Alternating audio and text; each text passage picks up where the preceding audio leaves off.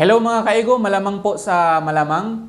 Alam nyo na po itong nag-viral na isang insidente involving mga criminology students.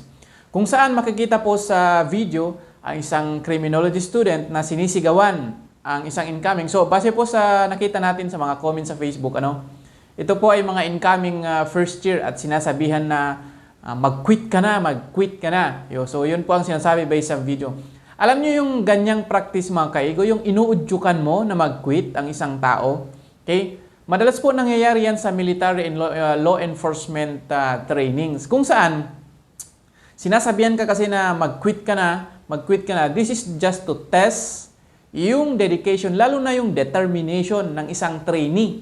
Okay? Na despite yung noises na naririnig niya na mag-quit na may ring the bell pa ngayon, di ba? Sa mga PMA or PNPA. Pero pag hindi po yan nag-quit, talagang malakas ang loob or talagang dedicated talaga siya na maging something o maging military or maging police. Okay? Despite yung naririnig niya na noise or parang ano kasi niya, no? Parang dinedemonyo mo kasi. Pero sa video na ito mga kaigo, hindi po natin huhusgahan yung batang yan.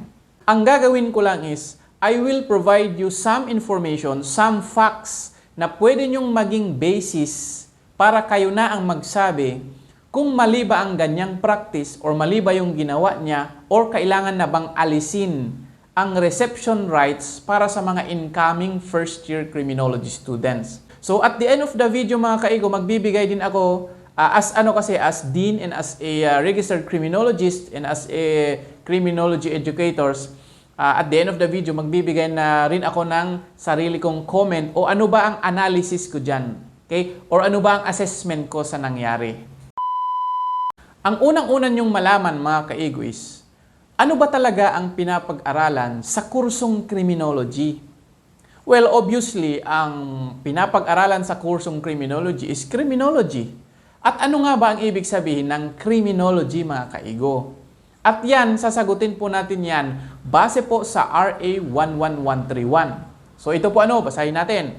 Ang criminology base po sa RA 11131 is refers to the scientific study of crimes, criminals, and victims. Tatlo crimes, criminals, and victim. Papag-aralin natin ang lahat-lahat ng bagay pagdating sa krimen. Pagdating sa mga criminal and pagdating sa mga victim, kung ano ang kanilang participation in the commission of crime. Andyan din yung we provide prevention measures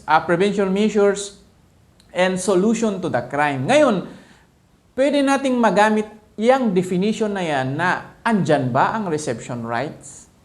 Tanong lang yan I'm not giving my assessment. Andyan ba yung andyan ba sa batas na yan yung sisigawan mo na mag-quit ka na? Or yung mga ganyang event or ganyang reception right, kung tawagin nyo itong reception rights.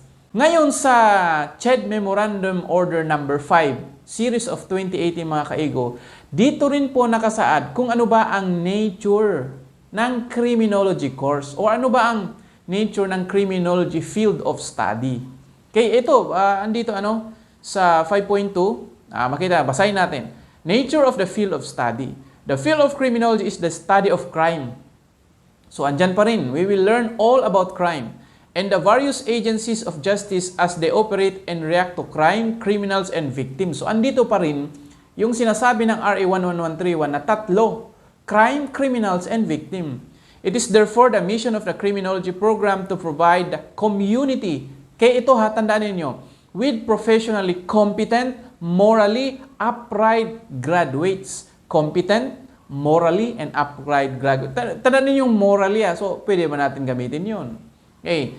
Who can deliver efficient and effective services in crime prevention, crime detection, investigation, law enforcement, public safety, custody, rehabilitation. So, sa mga against po dito, pwede nyo po itong siguro maging basis para sabihin nyo na mali yung ginawa. Okay? Kasi first year pa lang ang mga yan. So, I'm just pointing a question sa inyo. Okay? So, yan ang unang nating tatandaan para mag-analyze sa mga ganyan. Ano ba talaga ang pinapag-aralan sa kursong criminology? Ngayon mga kaigo, ang pangalawa na information or facts na gusto kong i-share sa inyo bago nyo i-assess yan, ano na nangyari na yan is Tandaan po na sa kursong criminology ay mandatory po ang Reserve Officer Training Corps or ROTC. Okay? Balik tayo sa CMO 5 series of 2018 ato. Okay? So makikita po dito, andito kasi yung mga sa CMO 5 na andyan din yung lahat ng major and minor subject or yung mga general education and professional subjects. Tapos dito, okay, dito po sa CMO number 5 din, andito po talagang nakalagay yung word na ROTC. Okay? Although sa ibang course, mga kaigo, optional po sa kanila, pero sa curriculum kasi ng criminology, mandated. Bakit? Kasi nga po, isa yan sa mga career na pwedeng puntahan yung Army, Armed Forces of the Philippines, the Tri-Bureau, na merong pagka-militaristic training sa kanila. Ngayon mga kaigo, ano ba ang ROTC? Okay, kung titignan niyo po yung website ng Philippine Army, dinefine po nila ang ROTC. So ito po ROTC is a program institutionalized designed to provide military training. Yan. So sa mga sang-ayon dito, pwede nilang magamit itong meaning provided by the Philippine Army na yan lang naman ang kasama yan sa military training, kasama yan sa ROTC kasi ang CRIM may ROTC yan. Okay? So ano ba ang military training? Kasama yon yung mga ganun na duck walk or reception rights, andun kasali sa military training. Okay? To tertiary level student in order to motivate. Yan. Okay? So yung ginawa niya yun, pwede bang pang-motivate sa kanila or pwede bang pang-test sa kanila? And then yung word na to train.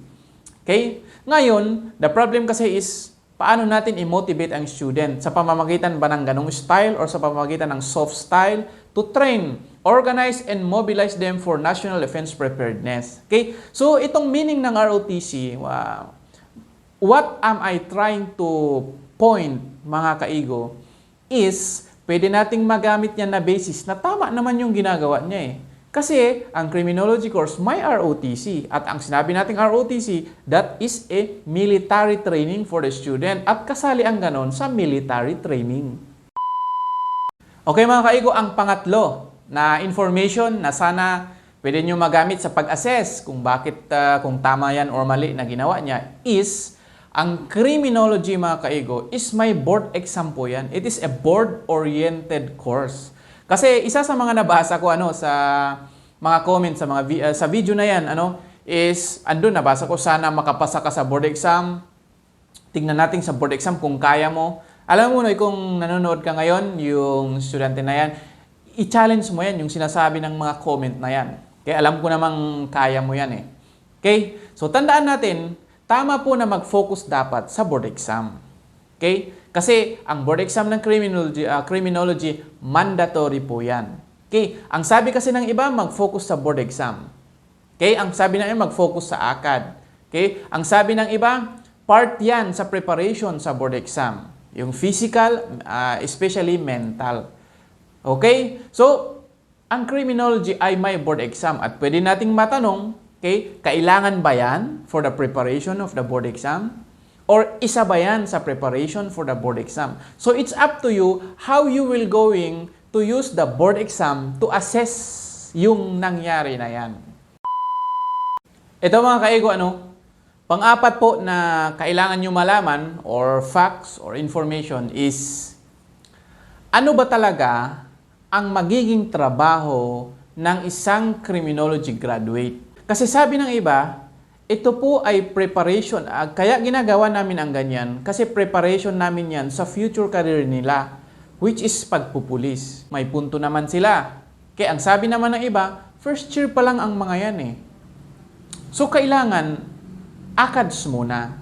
Pero ang gusto ko lang i-point out sa inyo is isa sa mga career na isang criminology graduate. Actually, number 1 yan sa RA 11131. Ang isang career or trabaho na mapapasukan ng isang criminology graduate is law enforcement. Ano ba ang mga agencies na kasali sa law enforcement? Andyan yung PNP, BGMP, or BFP, Tri-Bureau. Which is, may practice po silang ganyan. Duck walk, yung sisigawan ka, may training, ginagawa po nila yan. Okay? So, maaring gamitin nyo din okay, yung career paths ng isang criminology graduate to justify that kind of practice. So, kanya-kanya. Kaya, mga kaigo, I am providing you facts and information para magkaroon kayo ng basis para i-assess yung nag-viral na video na yan. Hindi po yung napanood mo lang ng ilang segundo, comment ka agad, okay, without any basis.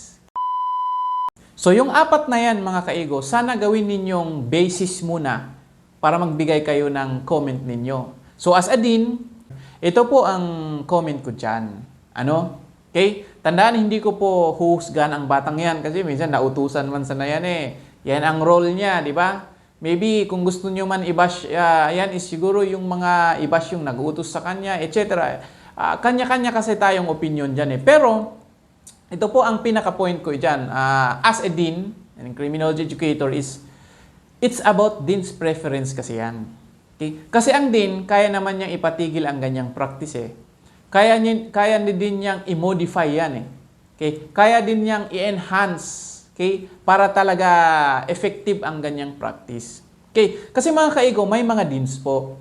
Okay? Kanya-kanya kasi yan. Halimbawa, yung isang dean, ang preference niya, ang priority niya is to prepare yung mga criminologist na maging pulis, na maging bombero, na maging BGMP. Kaya pinapagawa niya ang ganyan. Okay? May mga deans naman na ang focus naman is board exam, na kailangan makapasa kayo muna sa board exam bago ang ganong activity. May mga iba naman na deans na purely academics talaga ang focus. Na pag first year pa lang, second year or third year, academics lang naman yan. Okay? At may mga deans, mga kaigo, na binabalance talaga about sa future career, sa academe, sa board exam, etc. Kung baga holistic ang approach nila. All I want to say is, it's about dean's preference kasi yan. Okay? Base sa kanilang pagkaintindi, base sa kanilang basis, or base sa kanyang kung ano ang pinaniniwalaan nilang dapat mag-focus ang bata na yan. Okay? Kasi mga kaigo, hindi lahat po ng criminology graduate gustong magpulis, gustong mag-BFP, gustong mag-BGMP. So it's all about the priority or the preference of the dean.